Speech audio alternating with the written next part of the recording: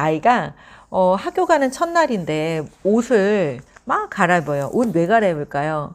맞아요. 첫날이니까 다른 이제 친구들에게 잘 보이고 싶어서 이 아이가 옷을 막 갈아입기 시작하는데, 여기 이렇게 옷을 보면은 무려 42번이나 갈아입었대요, 옷을. 여러분, 42번 옷을 갈아입으면 어떻게 되죠? 막 지치지 않을까요? 너무? 막 에너지가 고갈되고.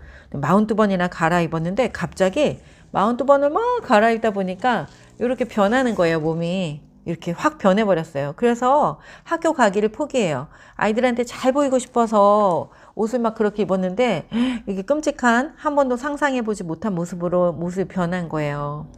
이렇게 변했어요. 그런데 이 아이가 이제 학교를 못 가다가 의사 선생님들을 막 만나고 약을 먹고 그리고 학교를 갔는데, 학교를 갔을 때 아이들이 야 신기하다 막 이러면서 뭐라고 얘기를 하면 그 얘기하는 대로 모습이 막 바뀌는 거예요.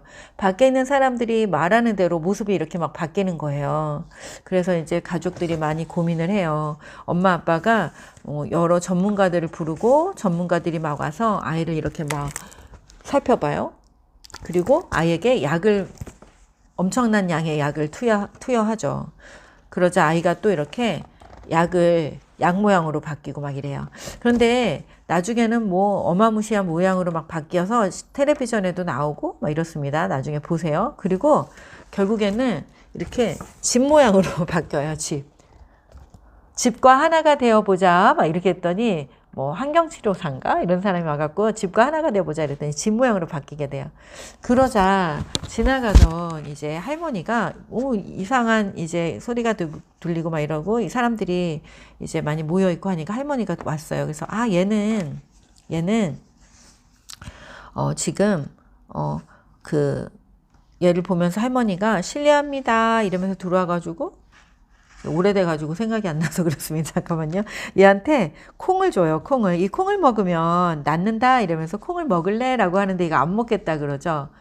콩을 먹느니 차라리 이렇게 있는 게 낫겠어 이렇게 생각했나 봐요.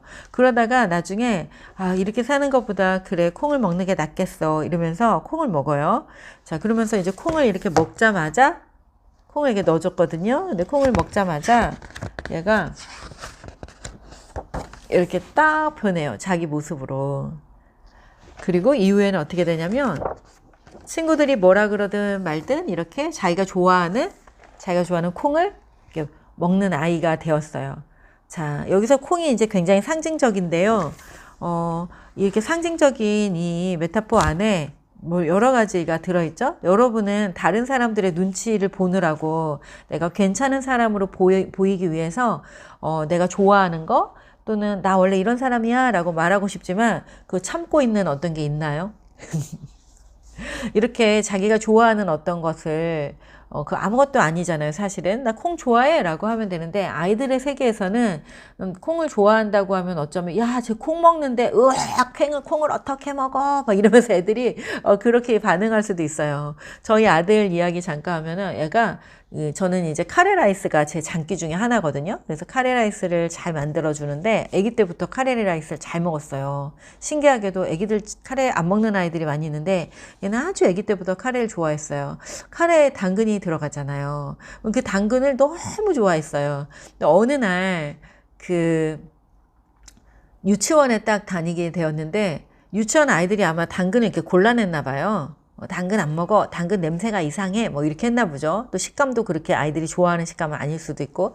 자, 그러자 우리 아들이 갑자기 당근 안 먹어. 난 당근을 싫어하는 사람이야. 이렇게 얘기를 하는 거예요. 그래서 야, 너 당근 되게 좋아해. 너 아주 오래전부터 태어났을 때부터 밥 먹기 시작했을 때부터 지금까지 당근 굉장히 좋아했다고. 갑자기 왜 이러는 거야? 막 제가 이제 그랬었거든요. 그런데 이 책을 보고 이해가 됐어요. 다른 친구들이 싫어하는 것을 자기가 좋아한다라고 이야기하는 건 굉장한 용기가 필요한 일이구나.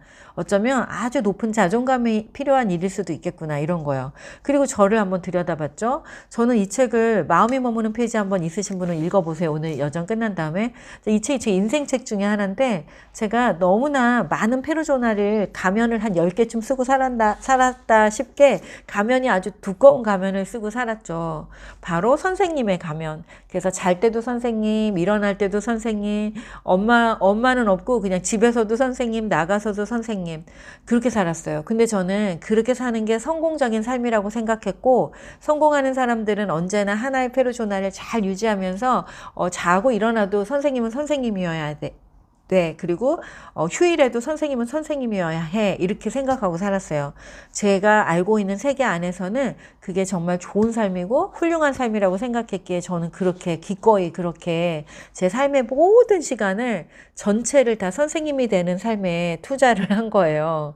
그런데 그렇게 막 열심히 달리던 삶을 마음까지 살다가 어느 날 삶이 무너져 내리는 순간에 내가 없더라고요. 그 선생님의 삶을 포기하고 나니까 내가 없는 거예요. 껍데기밖에 없는 나를 보게 되었어요. 그리고 이 책을 이렇게 읽게 되었는데 내가 이렇게 살았구나. 42번이나 옷을 갈아입는 이 아이처럼 나도 세상 사람들을 위해 계속 선생님다운 모습, 선생님다운 옷차림, 선생님다운 말, 선생님다운 삶을 살기 위해서 계속 옷을 갈아입고 살았지만 정작 나 자신의 본연의 나는 한 번도 들여다본 적이 없구나. 내가 어떤 나인지를 한 번도 볼 시간도 없었구나. 그걸 비로소 알게 되면서 이 책을 읽는데 이게 그렇게 울 일은 아니잖아요. 그림책이니까. 근데 이게 너무 동일시가 되면서 제 모습이 사람들의 모습, 사람들의 한마디에 따라 얘가 막 모습이 변하거든요. 사람들이 바둑판 무늬가 되어라 그럼 바둑판이 되고요. 줄무늬가 되어라 줄무늬 되고 막 그렇게 바뀌어요. 그러니까 제가 마치 주변 사람들이 웃어봐 그럼 웃고 울어봐 그럼 울고 하는 그런 마치 사람들의 그 조종에 따라 움직이는 요청에 따라 반응하는 자동인형 같은 그런 모습으로 변해 있는 저를 발견했었거든요. 그 당시에 너무너무 눈물이 나더라고요. 그러니까 너무 깊은 동일시가 되면서 저는 제 삶을 돌아볼 수 있었고 그래 나도 이 아이가 이렇게 콩을 먹고 자기가 좋아하는 콩을 먹고 어떻게 되죠? 다른 사람의 눈치 하나도 안 보고 그리고 이렇게 아까 짠 본연의 자기로 이렇게 돌아오잖아요. 이렇게요.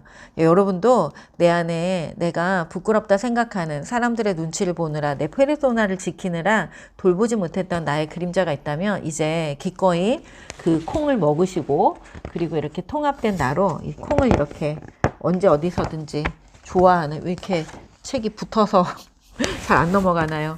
내가 좋아하는 콩을 이렇게 언제든지 먹을 수 있는 그런 내가 되시면 좋겠어요. 네. 그리고 이 아이는 나 이제 줄무늬는 정말 싫어 이랬는데 이렇게 줄무늬 리본도 하게 되었어요. 어쩌면 이제 그것은 그림자의 통합이라고 볼 수 있죠. 이렇게 줄무늬가 때로는 우리가 생길 수가 있잖아요. 때로는 다른 사람의 요청에 따라서 내가 변할 수 있죠. 기꺼이. 자, 우리가 이 엄마 마음 성장학교 할 때 첫 번째 시간에 의식하면서 살 것이냐, 습관적으로 살 것이냐 제가 얘기했어요. 엄마 마음 성장학교 전체를 관통하는 화두는 이번 여정에서는 의식하면서 살 것인가 습관적으로 살 것인가라고 하시면 좋겠어요. 이 그림자도 마찬가지입니다. 우리가 의식하지 않고 내면의 그림자를 의식화하는 여정이 없을 때 그 그림자에 이렇게 먹혀버리는 그런 삶을 살게 돼요. 그래서 그림자에 먹혀버리면 이렇게 되겠죠. 줄무늬. 사람들의 말하는 거에 따라 반응하는 그런 삶, 내가 없는 삶, 그게 이제 습관대로 살다 보면은 내 무의식이 나를 함부로 하게 내버려두는 삶이 됩니다. 그래서 내 무의식, 내 그림자들을 잘 돌보면서 그러면서 그것들을 통합하는 그래서 때때로 나에게 이런 모습이 있어. 가끔은 내가 이렇게 찌질해져. 나는 가끔 이렇게 용기 없을 때는 이런 것이 필요해. 이렇게 해서 자기가 필요한 게 무엇인지 자기가 약해졌을 때 약한 모습을 보일 때는 어떤 것들이 나에게 필요한지 이런 걸 알면은 우리가 약하고 강함이 없이 내가 나를 돌보는 삶, 의식하는 삶을 살게 돼요. 그래서 실수하고 실패하는 삶이 아닌 원하는 곳으로 계속 걸어가고 그리고 나아가면서 부족한 나와 함께할 사람들을 기꺼이 받아들이고 그들의 도움을 받으면서 힘들지 않고 애쓰지 않고 성장하는 삶을 살게 돼요. 자, 힘들지 않고 애쓰지 않고 누군가와 더불어 성장하는 삶을 살아간다면 너무 멋진 거 아닌가요? 그죠? 그런데 우리가 그림자를 감추고 수고하고 애쓰고 혼자 고통스럽지만 함께할 사람들은 점점 떠나는 이런 삶이 좋으세요? 아니면은 내 그림자를 수용하고 인식하고 의식하면서 그것에 필요한 도움을 줄 수 있는 사람들을 이게 받아들여서 함께 손잡고 함께 성장하는 그런 삶을 살고 싶으세요? 네, 여러분이 선택하시면 좋겠습니다. 그리고 이제 그 연습으로 여기에 이런 게 있어요. 여기에 그 마음성장학교 연습 중에 여러분이 오늘 이 강의를 들으면서 뭔가 떠오르는 그림자가 있다면 여기 95쪽 마음성장학교 95쪽, 96쪽, 97쪽에 보면은 마음의 짐 내려놓기 연습이 있습니다. 마음의 짐 내려놓기. 이 마음의 짐 내려놓기는 우리 안에 두려움, 그리고 수치, 그리고 힘들었던 어떤 시간들을 이 연습을 통해서 내려놓고 그리고 돌아볼 수 있는 거예요. 한번 읽어봐 드릴까요? 여기 목적을 보면은 두려워하거나 수치스럽게 생각하는 순간 또는 사건이나 사람에 대해 직면하고 마음의 짐으로부터 더 이상 영향을 받지 않기 위해 무엇을 해야 하는지 알 수 있다. 이 연습을 통해 그런 거 알 수 있어요. 그리고 기대효과. 기대효과는 연습을 잘 하게 되면 자기 삶에 대한 통찰 그리고 새로운 관점이 획득된다. 자, 오늘 강의 시작할 때 제가 뭐라고 얘기했죠? 그림자를 잘 들여다보면 자기 삶을 재해석할 수 있는 그 통찰이 생겨요. 그럼 그것이 그림자가 더 이상 아니고 그것은 나의 지혜고 나의 그 진주가 되어서 누군가와 나눌 수 있는, 그리고 누군가의 삶에 영향을 줄 수 있는 그런 진주가 되는 거죠. 그러니까 여러분이 이 연습을 한번 해보시고 그리고 여러분 안에서의 깊은 성찰, 통찰 얻으시기 바랍니다. 자, 첫 번째는요, 책이 없는 분을 위해 한번 읽어드릴게요. 여러분 지금 한번 그 연습을 해보세요. 첫 번째는 누구에게도 말할 수 없는 나만의 비밀이 무엇인가.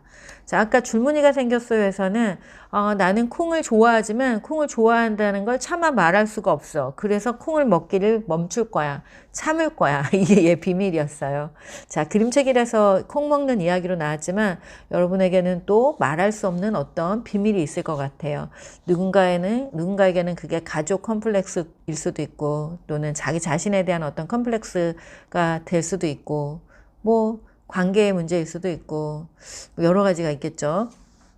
자, 두 번째는 그 비밀은 살아오면서 나에게 어떤 영향을 주었나. 그 비밀이 나에게 준 영향에 대해서 한번 써보는 거예요. 현재까지의 영향도요. 그 비밀이 과거에는 이런 영향을 주었고 지금은 이런 영향을 주고 있어. 이런 걸 쓰면 돼요. 그 다음에 세 번째는요. 그것이 만들어낸 결과. 그 비밀을 품고 살았기 때문에 오늘 내가 이렇게 되었어. 그 비밀 때문에 내가 이런 결과를 맞이하고 있어. 그 결과에 대해서 또 쓰시면 되세요. 좋은 결과가 있을 수도 있고 안 좋은 결과가 있을 수도 있겠죠. 네 번째는요. 그 비밀을 계속해서 간직하고 산다면 앞으로 어떤 경험을 하게 될까? 5년, 10년 그렇게 내가 그 비밀을 간직한 채 그것을 지키는 데 힘을 많이 쓰면서 살아간다면 나는 또 어떤 경험을 앞으로 하게 될까? 이걸 쓰시고요. 그다음 다섯 번째는 만약에 그 비밀이 사라진다면 비밀이 싹 사라지는 거야.